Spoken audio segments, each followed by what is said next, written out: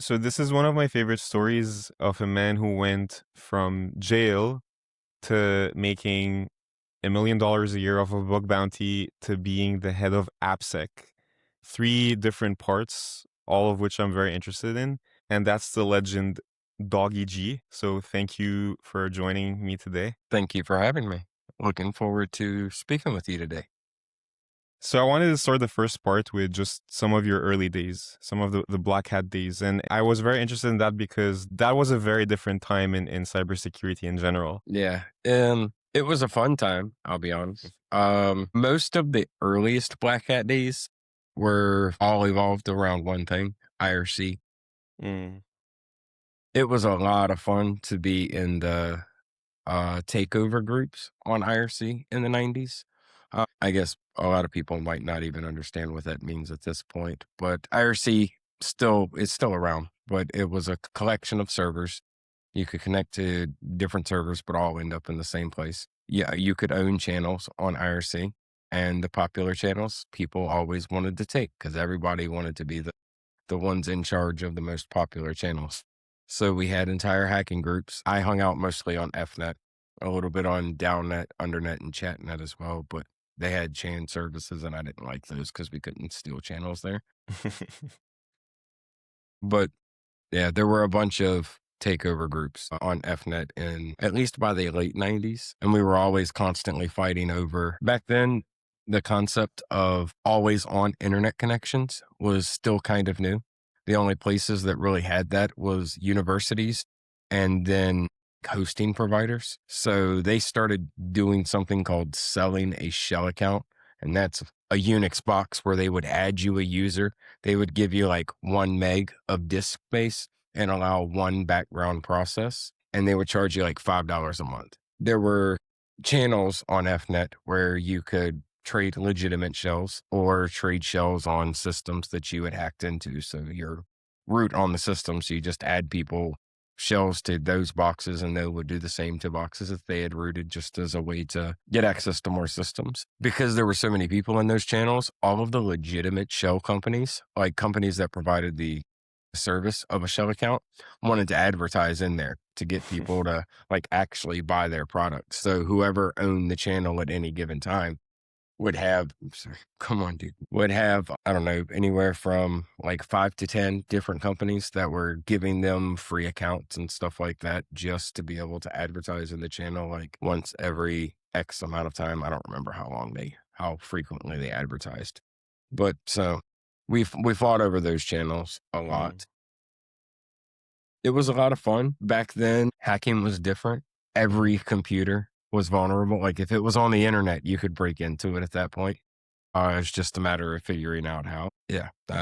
I'm not even sure where else to go with it. So back then, many people might not know, this is a time before Google, before YouTube, before hacking books, before. So even just like being able to learn how to do things, you had to like go and seek that information out. And so IRC was one of those places for that. And then there was like just random forums online. Yeah. And something else to put in perspective as well. This is also before virtual machines. So come on, bro. You got to hop down. It was before virtual machines. So we couldn't build like labs in your home to learn on unless you were extremely rich and could buy like a bunch of computers. Because back then, a lot of the operating systems needed specific hardware too to run on. So you couldn't just boot up anything on any machine. So, well, to learn, you had to be either taught by other people that had learned before you, or you used the internet as your playground, or you do both. And some of us did both. And so you remember like some of those early conversations of like interacting with people online where you're trying to learn from them. You were just like curious, trying to. Well, yeah. So my first encounter, I guess, with hackers was on FNet. I joined a chat room, the wrong chat room by mistake. Like I hit enter when I was trying to type something out and I joined before typing the entire chat room name out. So it joined a different one that happened to share the same first couple of characters. And it was owned by a hacker in San Jose. He had broken into just about every single university in the US and had an egg drop bot running on him as part of his botnet for the takeover crew. And it was just the coolest thing in the world to me. So I annoyed the shit out of it. It was at least like 5 or 6 months he would ban me from the channel. And then I mean, back then it was dial-ups. So it was really easy to change your IP. You can literally disconnect and reconnect. You got a new IP address. And then on IRC, there were ways to change your username so that way, like, there were just different ways to get around the channel bans if they didn't like ban your entire ISP or something. So I just would keep going in there. And then after a lot of bans, he finally agreed to teach me, but he told me to, back then we had like, Yahoo was just starting to come out, I want to Hmm. say around 96. And then Alta Vista. I don't remember how old Ask Jeeves is, but Mm. that was one of the like, we didn't have a Google essentially. It was like you mentioned, autoforums, old bulletin board systems or mailing list, those kinds of things were like the old sec list to get information about vulnerabilities. But he told me to go and read everything that there was on the internet about security. And most of the time when he had told people that would try to get him to teach them to hack, they would come back a couple of days later and be like, okay, I'm done. Now what? And it's like he kind of used it as a test. Coming back and say that, he knows you didn't do nothing because it's impossible to go and read everything there is on the internet about hack or any subject, period, even back then. So when I went back and I was actually asking him questions and not trying to pretend like I went and read everything, like I would read stuff until I found something that I had a question about, and then I would go and ask him. So after a couple of weeks of actually showing that I wanted to learn it, not just be given everything essentially, he gave me my first shell account and started actually teaching me stuff. Mm. I took that shell account into the shells channel that I mentioned earlier, and he didn't give me a root shell. He just gave me a normal user account, so I couldn't do anything. And back then, systems didn't necessarily even ship with compilers or anything like that because they really limited what you could do on the systems. So to be able to install some of the things to actually use some tools that he was teaching me, needed to be able to compile them. I needed to be able to have root. Well, I went and tried to trade that shell, man, and I made the mistake of going first. So I gave this dude access to the shell because he wanted the normal shell, he said, because he had a local privilege escalation vulnerability that he was just going to make himself root anyway. So he was going to give me root on this like Taiwanese box. That's the main ones we targeted were in the subnets 200 dot whatever or 210 dot whatever, because they were like over in Asia, Mm. Taiwan and everything. We didn't think we had to worry about the US government being able to get logs from over there and all of that kind of stuff. Well, he took my shell and somebody told me that my shell was ripped and I didn't understand that meant that he took my shell. I thought it meant that I broke it. So then I had to go tell my friend that was teaching me how to do all this stuff that I lost the shell that he gave me and that it was ripped and I didn't even know what that meant. Like I thought I like actually broke it, you know? But no, he had to explain to me that meant that it was taken from me. But luckily he was still root, so he went and got rid of the person's account. He had already, apparently they were using the same local privilege escalation, so he had already Hmm. patched it, so he didn't have to worry about somebody else using that to take his access. And that's a super valuable lesson early on. I mean, like that's like real world experience you're Yeah, getting as a not to trust people, especially hackers. Well, at least back then, because back then the public's perception of hackers now is a lot different than what it used to be. Like yeah. rightfully so. I would say there's much more legitimate, like good side hackers now than there are bad. But back then, regardless of what side you were on, you were considered on the bad side because they could not fathom that a hacker would be a good guy. And they always would assume that, well, you're just out for some kind of gain, you know? And so at that point, like you're learning stuff about hacking, and did you in your head associate like your moral alignment has to be like evil now that you're learning about hacking? Like did that like kind of like encourage you to do bad things with it? No, I was just bored. And the only thing that encouraged me was it was fun. Mm. And I'm ADHD. When I find something that I enjoy, I like hyper focus on it and I want to be the best at it. And I want to learn whatever you can or do whatever you can with it. But you can't, like I mentioned, you can't do that with hacking. So it's been the one thing that's been able to keep my attention now for like 30 years because I can never finish. Even if I think that I'm finished today. Tomorrow it's already changed. So I've got more stuff to learn. But it's a lot of it was just because we shouldn't have been able to do what we were doing. Like I Mm-hmm. spent a lot of my Black Hat days outside of the IRC wars doing website defacements. And when I was with World of Hell, we had rules like you weren't allowed to deface Windows websites. Like if the website ran on Windows, you weren't allowed to deface it because it Too was too easy. easy. Too Yeah, easy. we didn't. We made it a point so that we only wanted to target high profile, like the things that back then we used a site called Alldas, ALLDAS.de. Now it's zone-h.org, but it's essentially the same thing. But we would deface the sites and submit them to them, but we only wanted to get the ones that would have that little gold star next to it, that it was like a Fortune 500 company, a Mm-hmm. military, a government, something along those lines. So we only did it because we shouldn't have been able to. Like, the US government and military back then, you would have expected them to be some of the most secure computer systems in the world.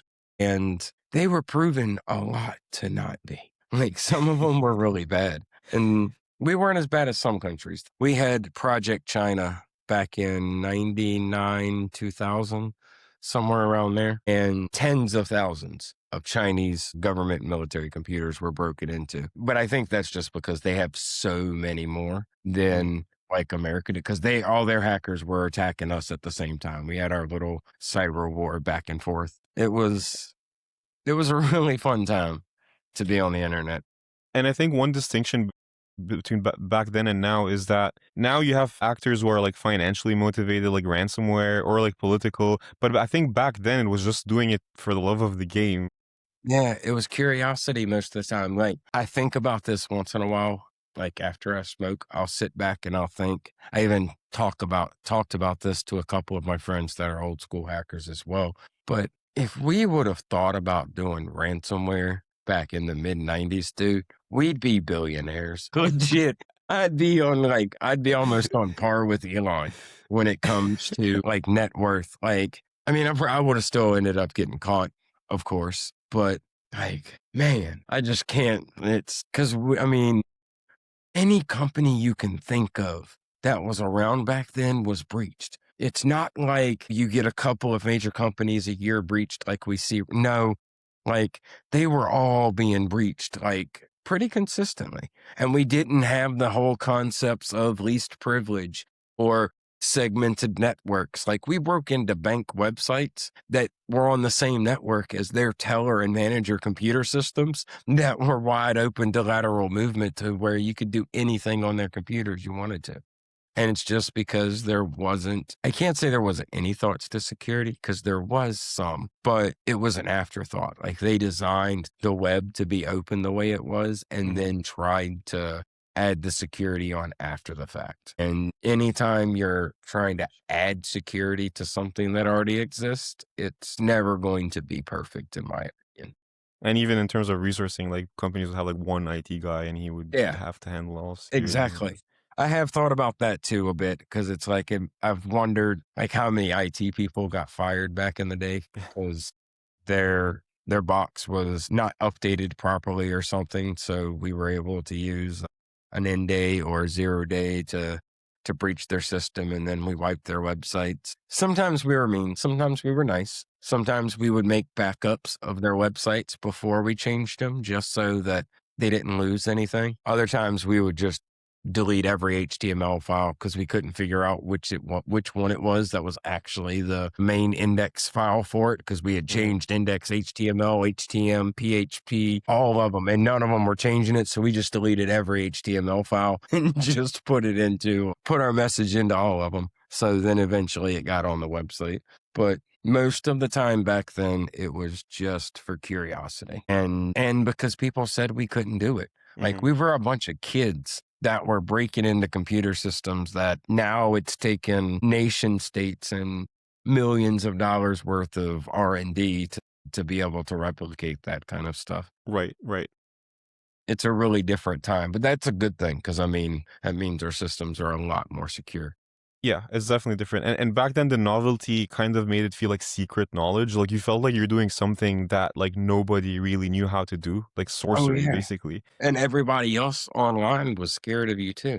Like we would be on IRC, and my sisters and my mom were on IRC the same time that I was. Like they all knew what I was doing. And somebody would come into the rooms, some of the rooms that my mom was an op in, and would start disrespecting her friends. So she'd literally yell to me from one side of the house to the other and tell me to join her room.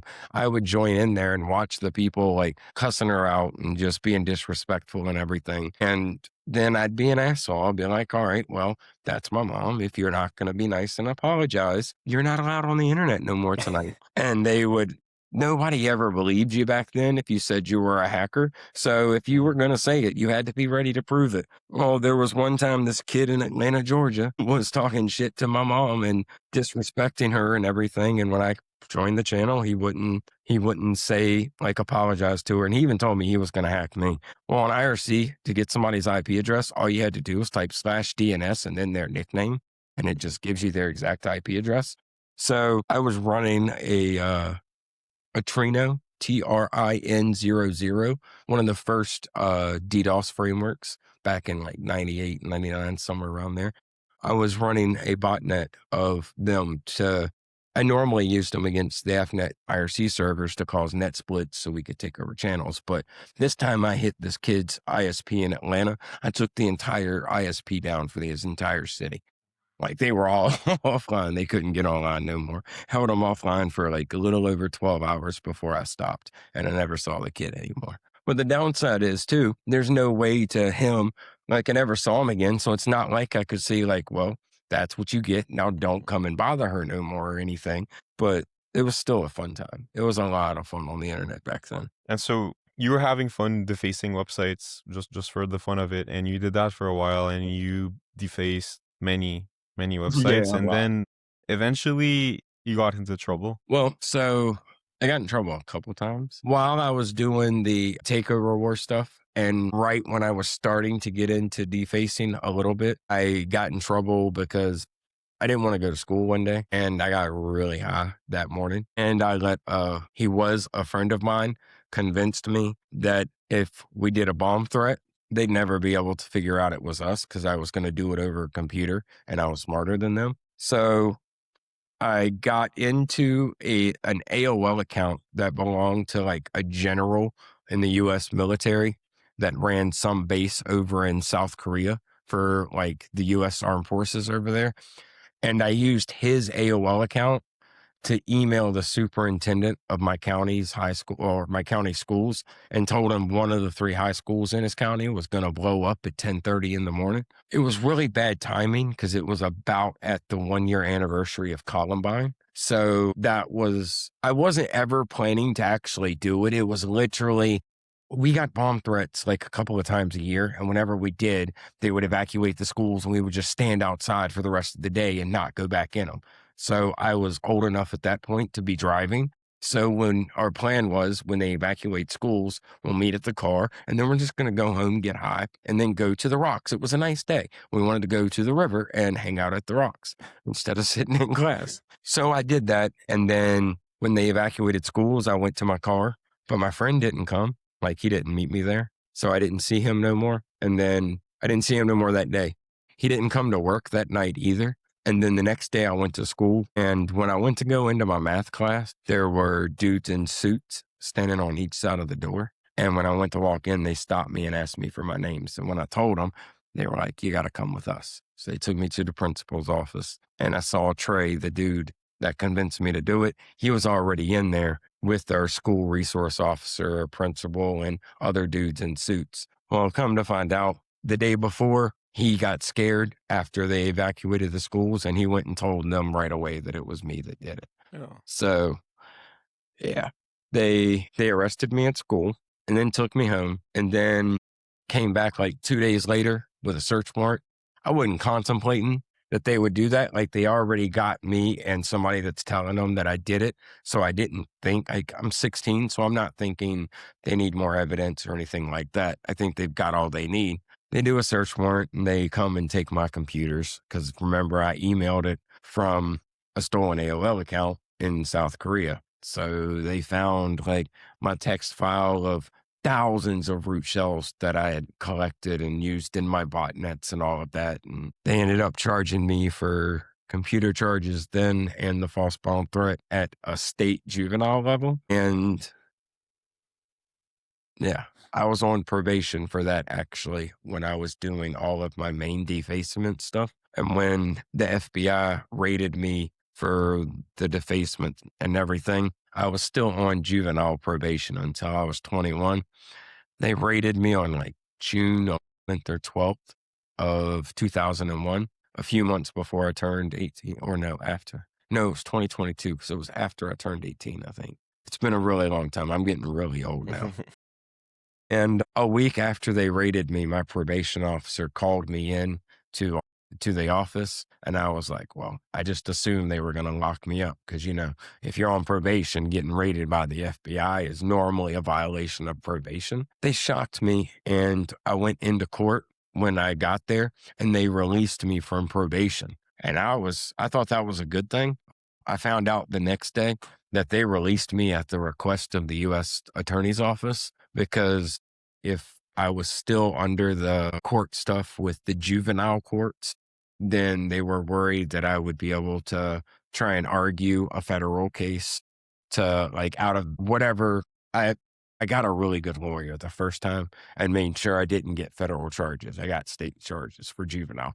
They didn't want to take that risk again. So they had them drop me from probation and completely release me. And then the very next day, they filed their charges against me in federal court. That kind of sucked. Yeah. So, I mean, basically, after the first time you got into trouble, you just liked what you're doing so much that you could not stop. You kept doing it, and that got you into trouble again. What was the second time? What made them come for you again? Well, so after they raided me and they charged me in like the summer of 02, and I didn't go to prison until January of 04. They were trying to get me to get one of my co-defendants from Venezuela, trying to get me to convince him to come to the US. But I went and snuck on a computer at the library up the street from my house and told him that that's what they were trying to get me to do. And they left me out on what's called pretrial for about 18 months.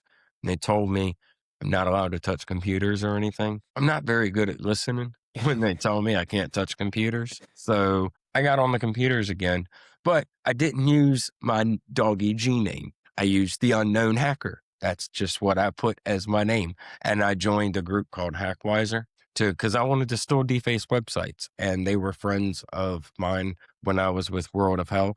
And they knew who I was. And they were okay with me just putting a random ass name. So that's what I did. And then come to find out, a couple members of that group were working with the FBI. They convinced me to break into a couple of state government sites here in the US and then give them access. And they had done it at the request of the FBI person. I originally was supposed to get 6 months in shock incarceration, 6 months boot camp, and then 6 months house arrest, and then like 5 years probation. But instead, they gave me 2.5 years in prison because of the fact that even while I was on pretrial and I'd already been arrested once as a juvenile and now twice as an adult for hacking, and then did it again while I was waiting for them to send me to prison, they gave me the time. So I did the time and I got out. Well, one of my probation's conditions is I couldn't touch a computer, a smartphone, a fax machine, or any gaming system that connected to the internet. My probation officer would show up at my house at least once a month randomly to do a house inspection to see if any of those were in the house. Well, I was doing some drugs back then, and I was getting these drinks to help me pass the drug test. They weren't working, and I didn't know. My probation officer just didn't tell me, and he let me fail 17 drug tests in a row for cocaine. And one day he showed up at my house during the middle of the day, and he had just been there like not even a full week before. So I was not expecting him. I had the computer set up in my room, but where I had him set up, I had them set up in my bedroom in a corner so that there was a big window right here beside me that I looked straight down into the driveway, and my driveway was about 100 yards and a little bit winding. So seeing somebody pull in, it takes them a couple minutes to get down and then to get to the door and everything.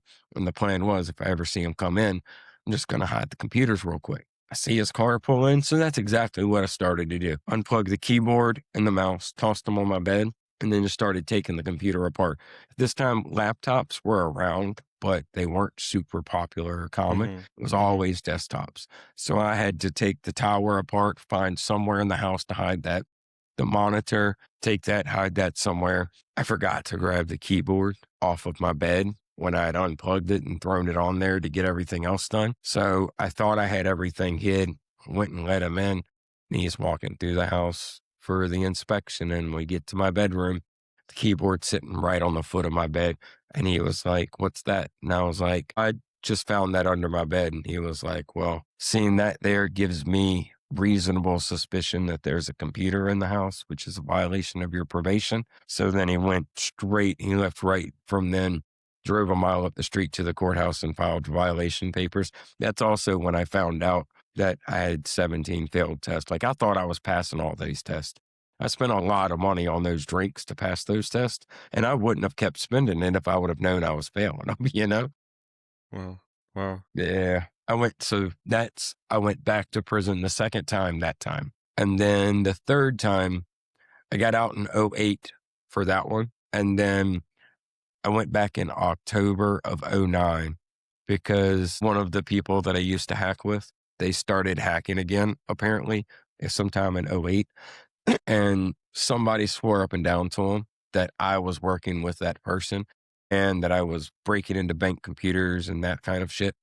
They watched my house for like 6 months, did the whole video and had taken pictures of everybody that came in and out of the house, taking the trash when we put it out for the trash man once a week. We had our house listed for sale. They sent 2 sets of undercover FBI agents into the house while we were there posing as couples that were interested in buying the house and everything. And they couldn't get any evidence against me. So there was a business that was 2 houses down from where I lived.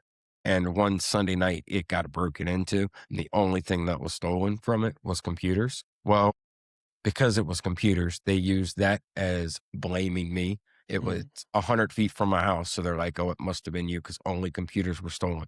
So they raided my house, claiming to look for those and to get evidence that I was working with my friend as an international hacker again. Took all my computers, violated my probation because, of course, I did have computers and an Xbox. But at that point, I wasn't hacking anything. I was just playing Call of Duty, essentially, in another game on my computer. But they ended up giving me another year and a half in prison that time. But they were trying to get me to admit to being the one that broke into the business and stole the computers. It wasn't me, so I wouldn't admit it. And then B, admit that I was hacking again. And I kept telling them no. I was like, "Yeah, every time y'all come and arrested me, when y'all shown up at my door and said, 'Hey, we know you're doing X, Y, and Z,' I haven't denied it.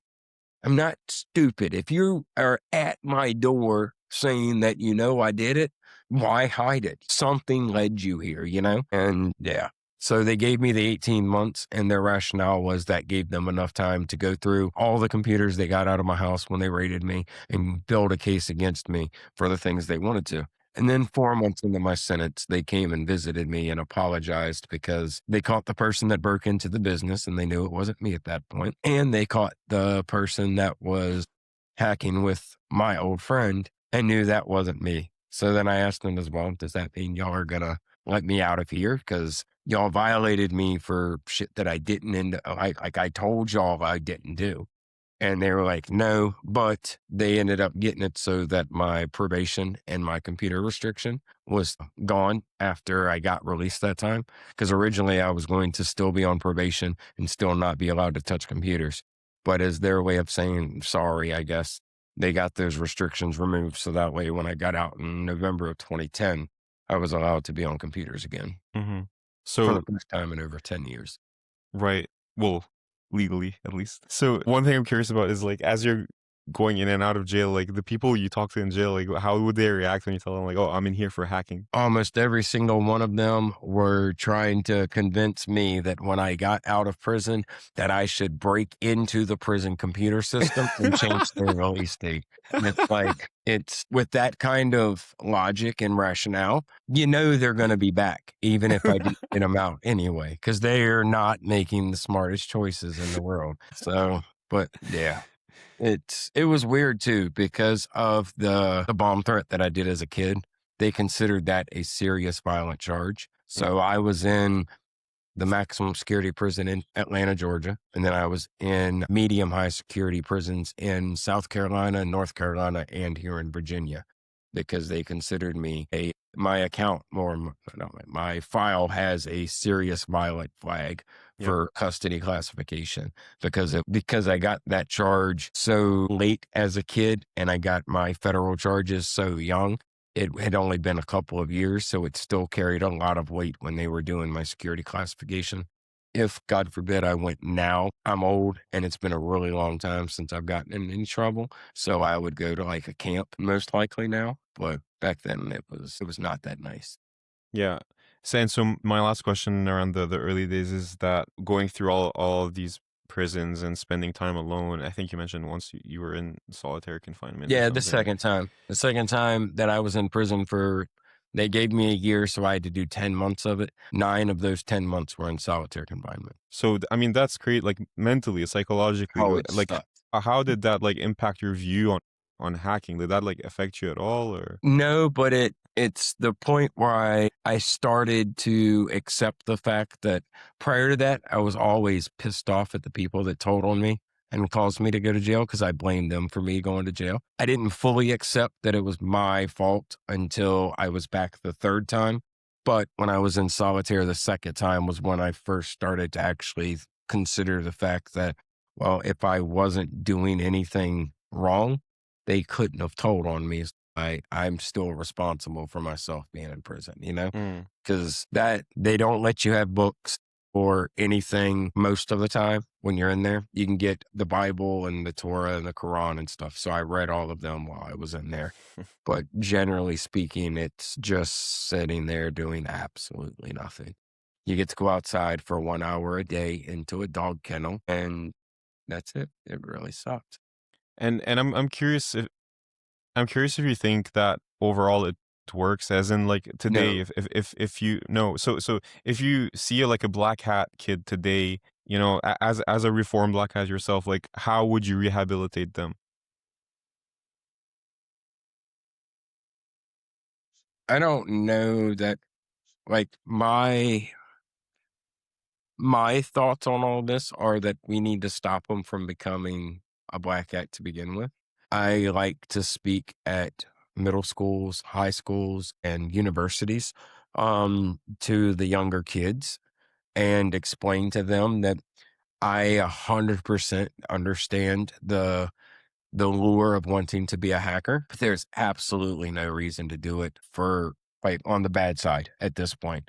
You have infinite free resources and tens of thousands of different companies that will say, you can break into our systems all you want if you follow these rules and we'll pay you money. Why Right. take the risk of doing it illegally? Because I can tell you, yeah, you get the exact same rush, whether you're ransomwaring somebody for 1 million or you pop an RCE in Chrome for 1 million. It's the same, it's the exact same thing. But one, when you get a knock on your door, you're not worried that it's going to be an M16 on the other side of it from the federal government. Yeah. Yeah. And so I think that's a very good transition into the second part, which is the bug bounty days. And so like now we're like basically in the early 2000s and the whole industry is changing, right? Like the perspective of what hacking is, the term cybersecurity now is being used, like companies are hiring full-time security experts. And so you're out of jail. And well, my first question is I'm curious, like, given that you've spent a lot of time in jail,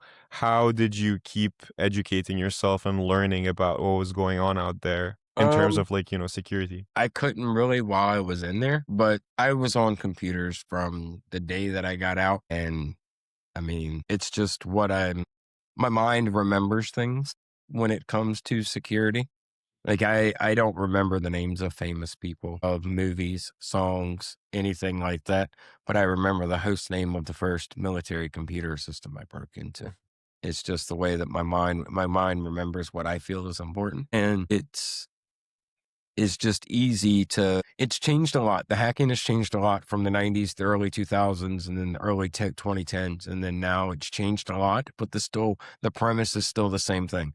You take software and you make it do something it's not supposed to do. And I think once you have the mindset of a hacker, it's never going to go away. And just because the targets you're hacking might change, it's still the concepts, the base concepts are still the same thing. You learn how to use it, you learn what's expected, and then you find ways to make it do something it's not supposed to. Right, right. And so I remember you mentioned once that the way you got into bug bounty was like actually first you were trying to just find a job, and you were having a hard time finding a job because of your Yeah, so it took me 3 years after I got out before I finally got a company to give me a job.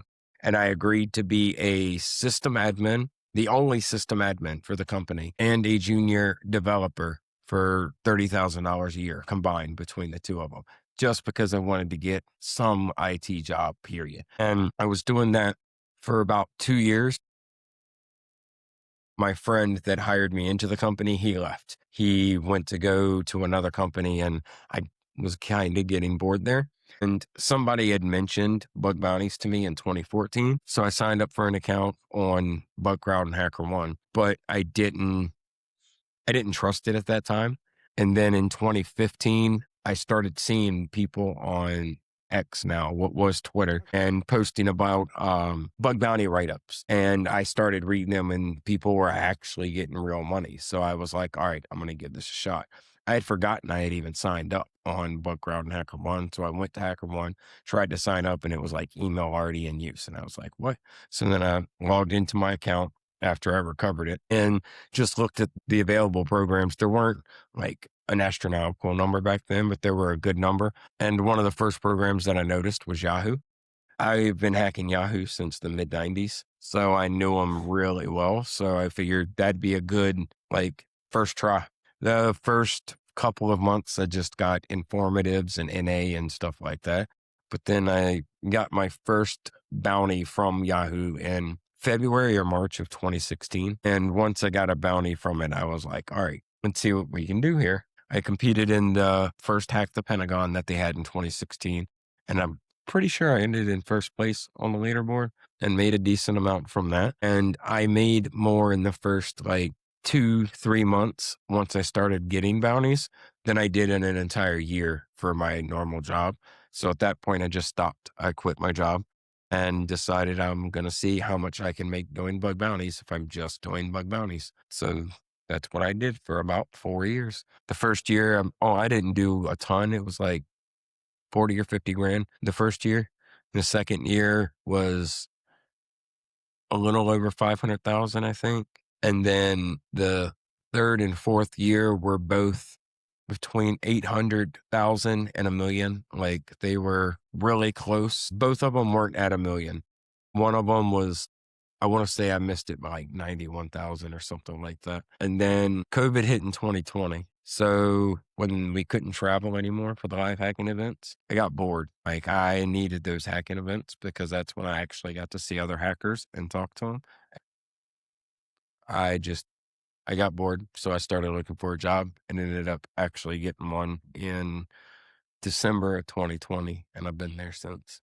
Yeah, yeah. So I'm very interested in talking about that job in a sec, just like the idea of AppSec and the difference between bug bounty and AppSec. But first, just in bug bounty, you mentioned like making like big amounts of money in a year, and I think for like people listening who don't have much experience with bug bounty, it sounds easier. It's like, oh well, you can just make 800K in a year. But I think the reality, like, and I want you to talk about that, how like it's mentally like it's kind of uncertain. Right? Like you don't really, Oh, there's it's no always guarantee you're going to be making any money at all. And you just kind of have to be like looking. Yeah, that's the problem with it too. It's like the uncertainty is one of the biggest problems.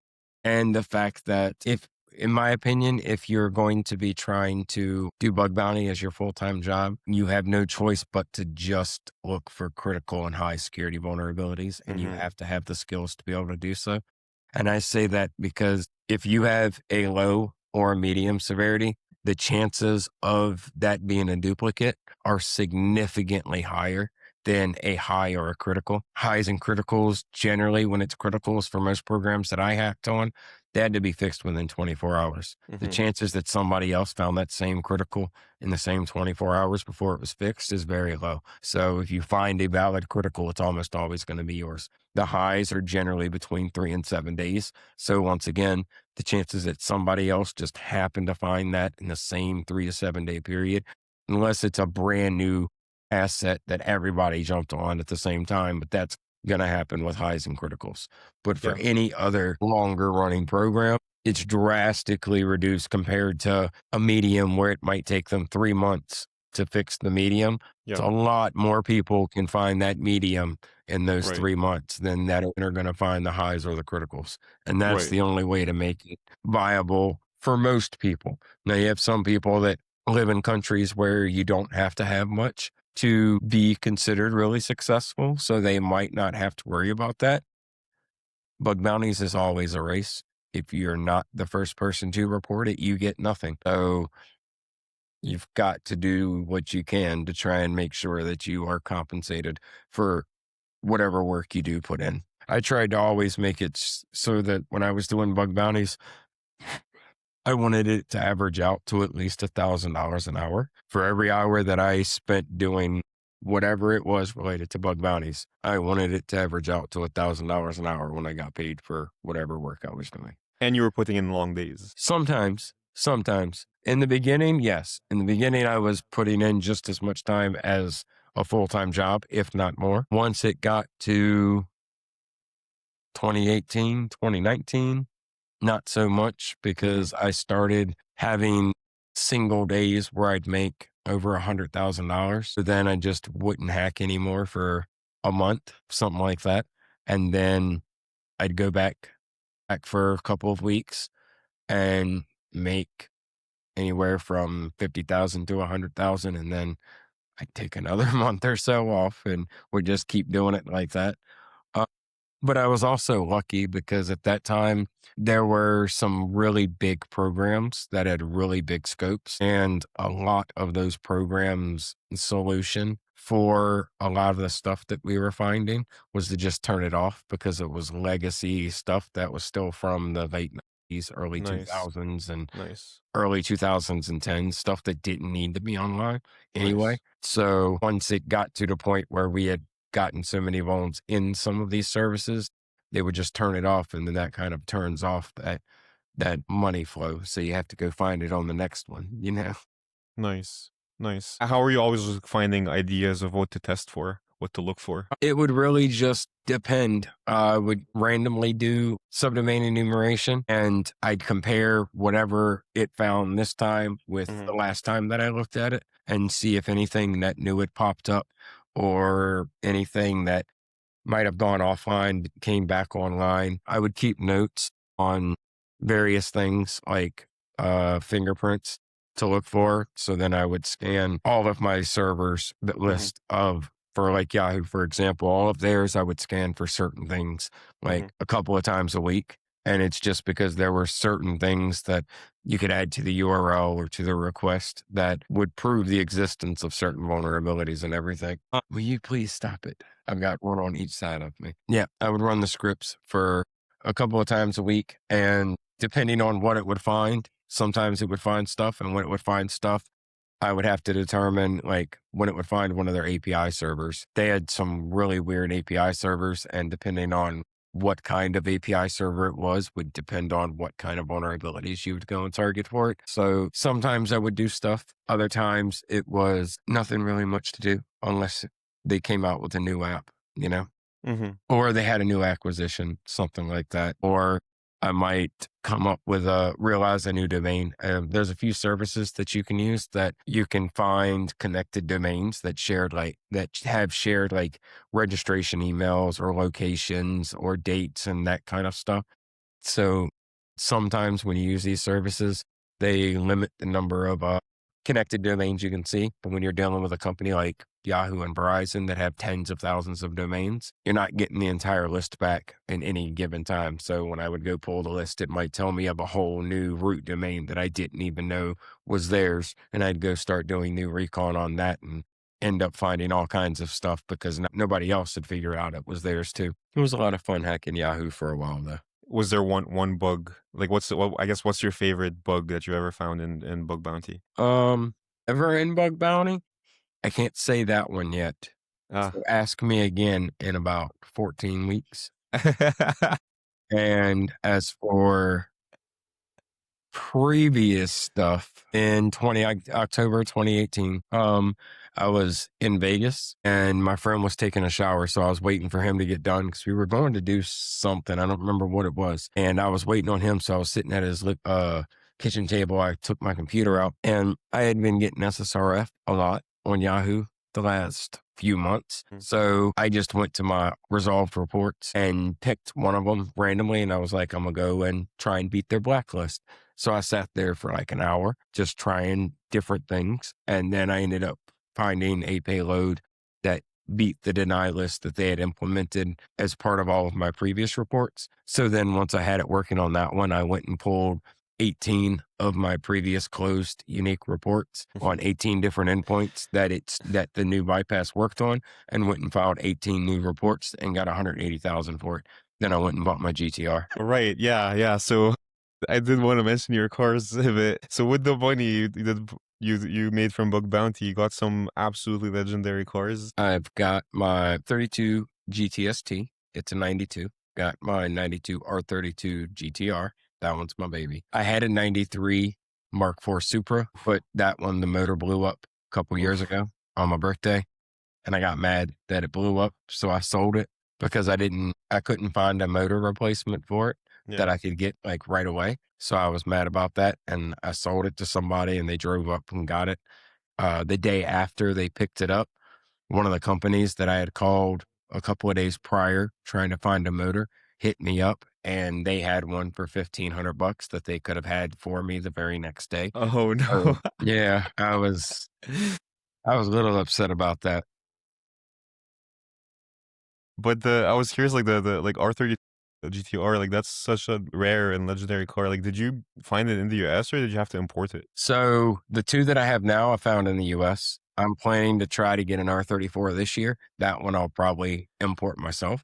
But there's a bunch of companies throughout the US that import Japanese cars. Once they turn 25 years old, you're allowed to import them into the US. So Wait, what if they're less than 25 years old, you're not allowed to? no, From Japanese regulations? anywhere. If the car is not sold in America under the exact same name, it can't be imported until it's 25 years old unless you get special exemptions for certain things like the show or display clause, where it's if the car represents a technological leap in some aspect of it, then you can get that. But when you get those special exemptions, there's all kinds of limitations. But there's companies now that they will go to the various countries. A lot of them come from Australia and Japan and Germany. Once the cars turn 25 years old, they'll import them here so that they can sell them.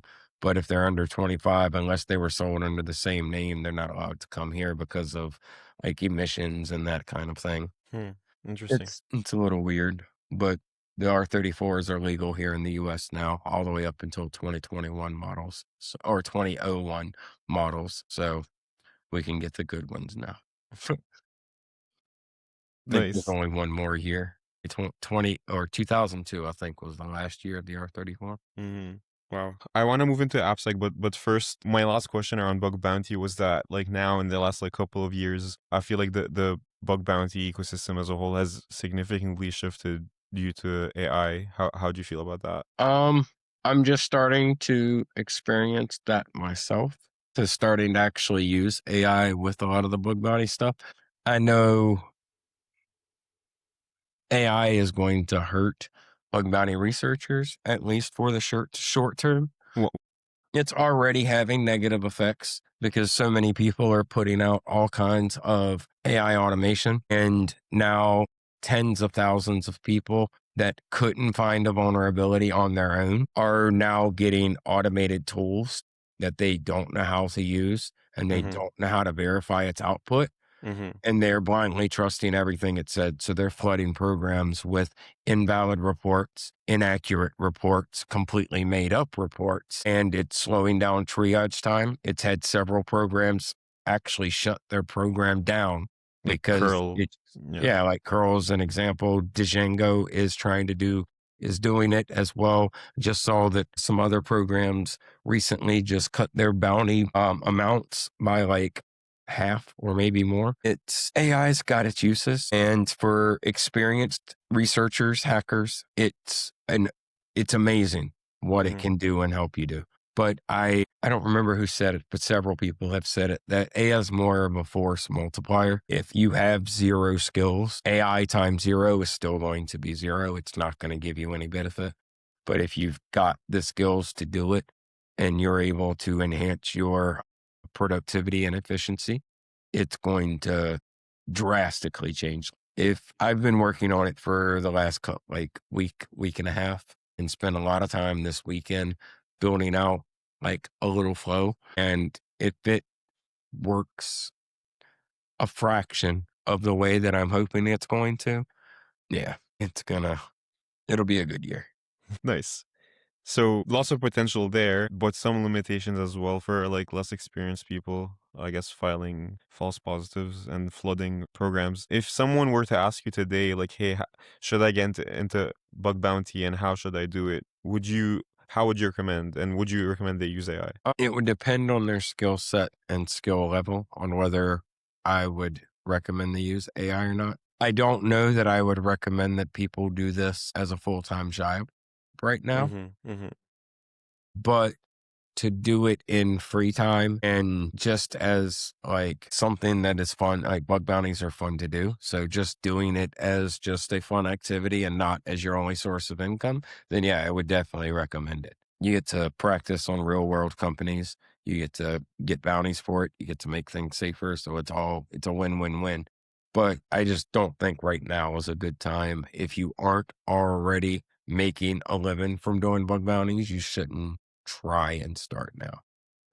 Yeah. So I want to get into the third part, which is AppSec, and so that's something I'm also very interested in. And so the first thing I wanted to mention is that I think there's a perspective shift between the like bug hunting mentality and like full-time AppSec dedicated to one company mentality.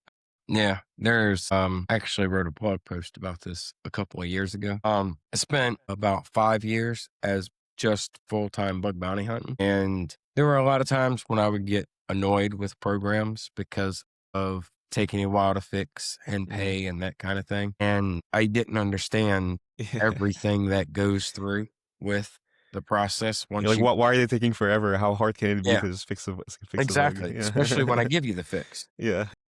And after running a program, I've got a new respect for security teams. It makes me feel bad for all the times that I dropped a critical vulnerability on Yahoo at 5:30 p.m. on a Friday.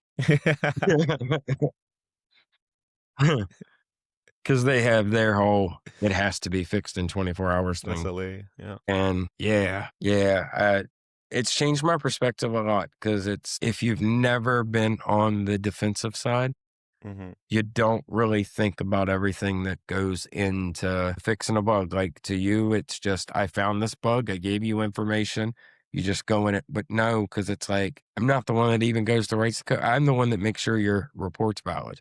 And you convince me that it's real. Once you do that, I go and tell the developer, hey, this is the bug, this is what needs to be fixed. And then they've got to do the fix them. And it's, depending on the severity, it's going to take time. Like you don't know if it's for severity. I'm not going to make them stop development on a new feature or something because of a low severity issue that they can get to in a couple of weeks because it's not a ton of impact. Yeah.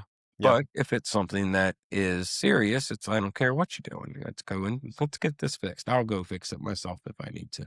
Hmm. But everybody that uses AI thinks that a lot of vulnerabilities are critical. Mm. I just messed up my screen. That aren't actually critical. So when you're getting all of the reports that you're triaging are being flagged as criticals, it's like it's worrisome because not everybody when you think a lot about open source projects and all of that kind of stuff, I'm paid to do what I do for my job. Open source maintainers most of the time are not paid. Yeah. So when they are having to sit there and they might have 2 hours to spend tonight to the open source project that they contribute to. And if they've got to spend that entire 2 hours sitting there going over fake AI slop reports that have absolutely no value, they're going to get burned out, you know? Yeah. It's going to hurt just the industry as a whole. Cause I mean, people that aren't paid aren't going to want to deal with that all the time. They're just going to stop. And then you're going to lose the talent because I mean, they're going to get burnt out. It's going to be hard to get them to come back if you can. And then you've still got to figure out a way to prevent what caused them to be burnt out in the first place. And I'm not even sure how we do that at this point because you can't tell people not to release AI automation software because I mean, well, you just can't do it. It's not a viable option. You can't tell people that you can't download it unless you have a certain skill level. That's too close to gatekeeping, you know? But it's going to come down to new hunters or new hackers, new security researchers need to do an honest like evaluation of what their current skill set is. And if they don't want to cause the industry as a whole harm, they need to be very careful with their use of AI. Use it as a tool to learn, don't try to substitute the tool for actually putting in the effort to learn about vulnerabilities, Yeah. how to exploit them, how to fix them, and everything. It's not a replacement. It's supposed to be a complement. Right, right. And so, I mean, I think you mentioned many good things here. So recently, I had a discussion around. So there's FFmpeg on Twitter. They were basically I criticizing love them. security researchers. They're funny. They're funny. They had a good point around like, hey, like you're just like sending us slop all the time, and like at least send the fix with it. And the point was like a lot of them, like they had to spend a lot of time just triaging incoming reports, And none of and them are and paid. yeah, right. And so your point is very good that like if you're a volunteer, you're doing it out of passion, and it will really just kill your passion if you're just spending your entire time just triaging like a bunch of just AI generated slop reports that don't actually mean anything, and Yep. your hours and hours of that because of how the volume of doing that. And I think that brings us to another point you mentioned is so the triage element itself. And so I had a similar trajectory in that I used to be a penetration tester, mostly doing web apps. And so we would send our clients reports like, here's a PDF of the findings, good luck, fix them. You would come back the next year, nothing was fixed, or most of them were. And I was like, what am I missing here? Like, why aren't they fixing anything? Right. And so then I moved to the blue team and I was like, oh, it's just like purely a prioritization issue. It is very hard, very challenging to prioritize things when you have basically 1 million different issues you have to fix. Of those 1 million, which 10 are you going to fix? Nope. Yeah, and the problem with all of the AI reports and cluttering everything up is that because they're written by AI that has at least some knowledge Mm, about whatever it is that it's talking about, it's got just enough information there yeah. that it might be true. So Yeah. you've got to actually sit there and think it through. And then at times even pull up the source code to be like, wait, am I remembering wrong or is this remembering wrong? And be tracing it through the source code. And what used to take a few minutes to triage if it's a good, Mm. well written report, now it's going to take 10, 15 minutes just to figure out that a report's not even valid to begin with. And you have more reports. Yeah. And you've got 10 times the number of Yeah. reports. And yeah. Do you think AI should be used to triage AI? So my problem is right now, I don't trust AI. Mm-hmm. Like even in my own AI automation, it's keeping logs Mm-hmm. and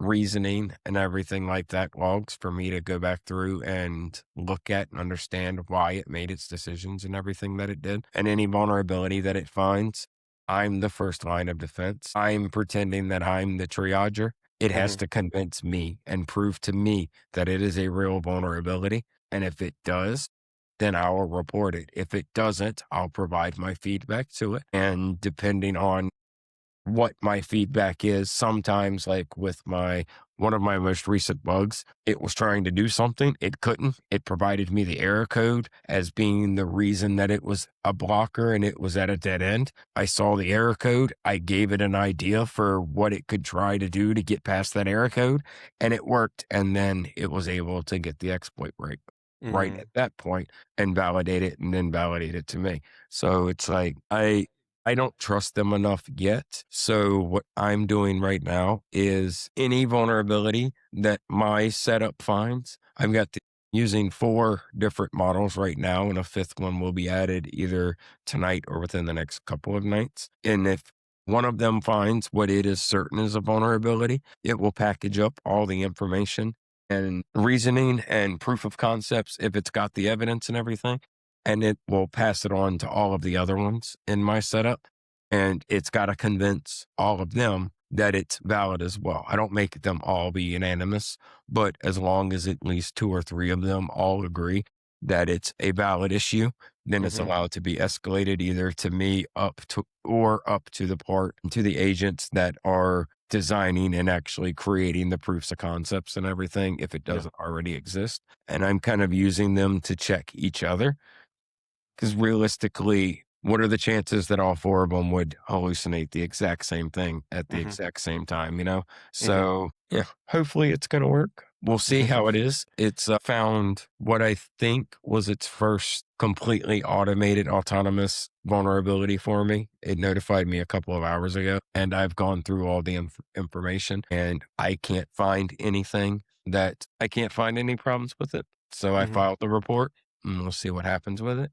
It'd be Mhm. pretty cool if it's actually valid. So we'll see how that goes. Yeah. No, I think that strategy of chaining agents together seems to be increasing accuracy and a good approach for those issues. Yeah, I've got mine set up so that each one of the main AI platforms out right now, they all are better or the best at certain tasks than the other ones. Yeah. So Specialized. I'm delegating, and if it needs something that is, I don't even know as an example, some up to date information, for Sure. example, it knows that it can invoke Grok to go through tweets and everything to find literally the most updated information. A lot of times, even before it's in blog posts and stuff like that. So I'm breaking them out so that the tasks that they are assigned based on what that model is the best at handling. Yeah.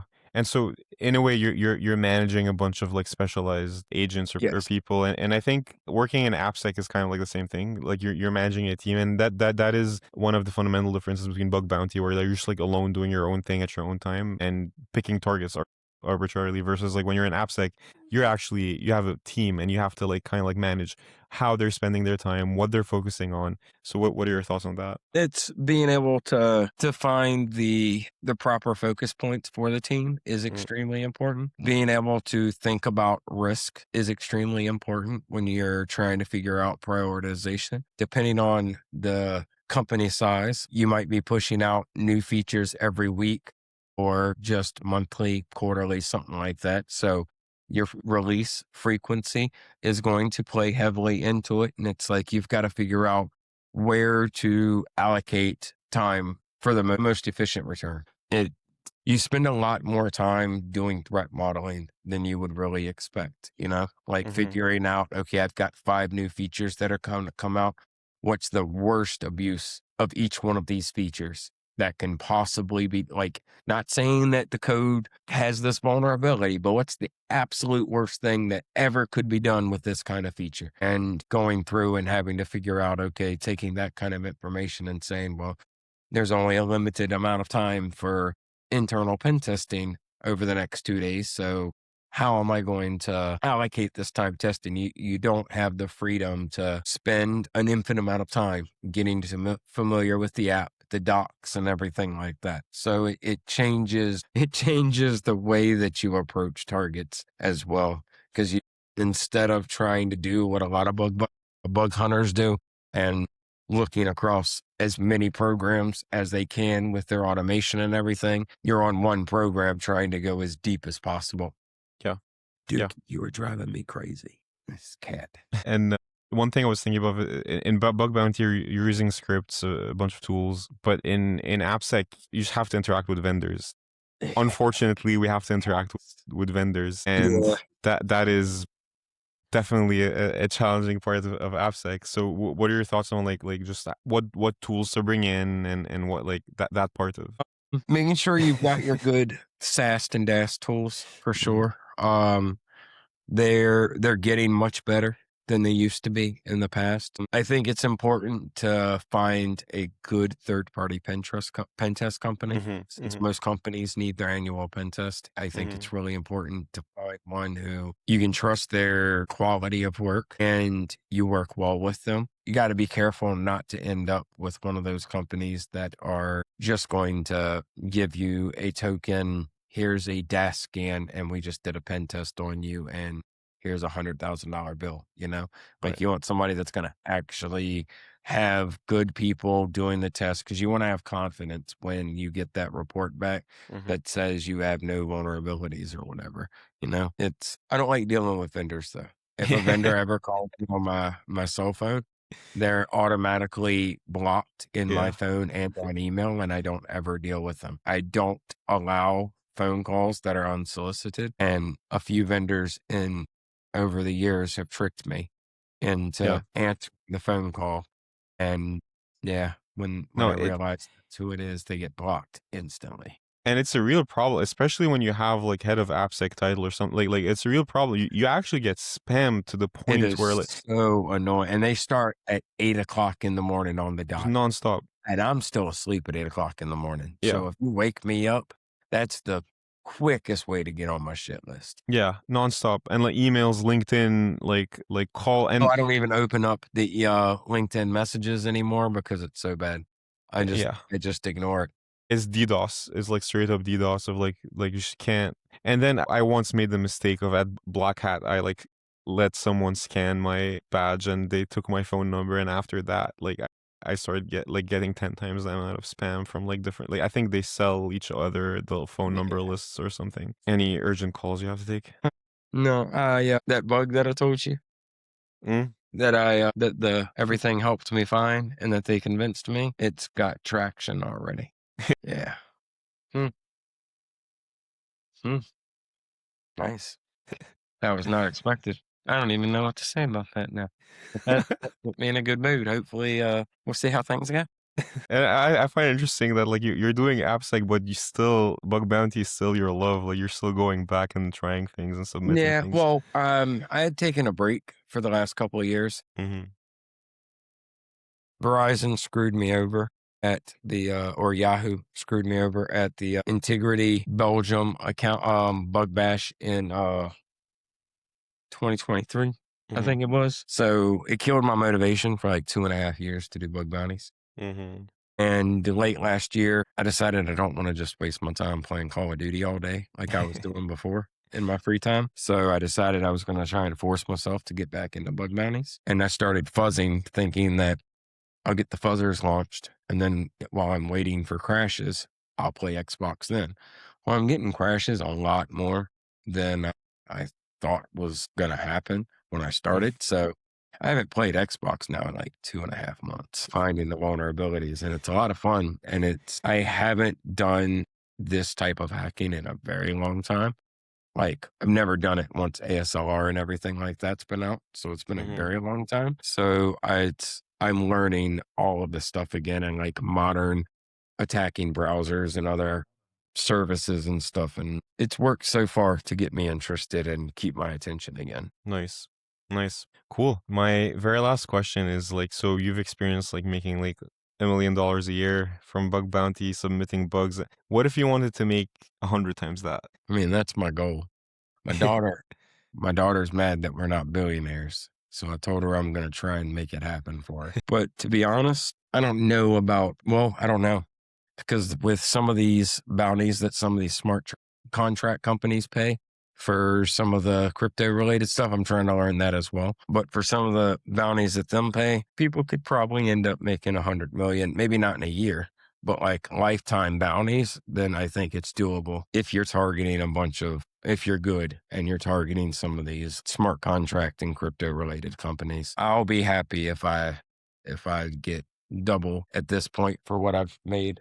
I think I'm around roughly 5 million lifetime bug bounties. So I'll be happy if I make it to 10 million lifetime well, I don't think I'll ever stop as long as bug bounties are around. So as long as I make it before I die, I'll be happy. Yeah. And what about like the testing harness you're building to automate testing through AI? Like you Yeah, think that's what I'm a pessimist. So I'm not super optimistic because if you have low expectations, it's all right, girl. Kitty cats. If you have low expectations, if it happens, then it's not as big of a letdown. I'm cautiously optimistic. We'll figure it out because I wasn't expecting the response that I just got from that one. So we'll see how Mhm. that goes. And if I get this working the way that I envision it, then yeah, it'll make a huge difference. I'll easily reach my goal of 500 grand this year if I get Nice. this working the way that I'm hoping to. Very good. I think we covered everything I wanted to. This was awesome. Awesome. dawgyg, thank you so much. This was a lot of fun, and I hope you get to 100 million lifetime bug bounty. Oh, that'd be nice. I appreciate it. And thank you. It was definitely fun talking to you.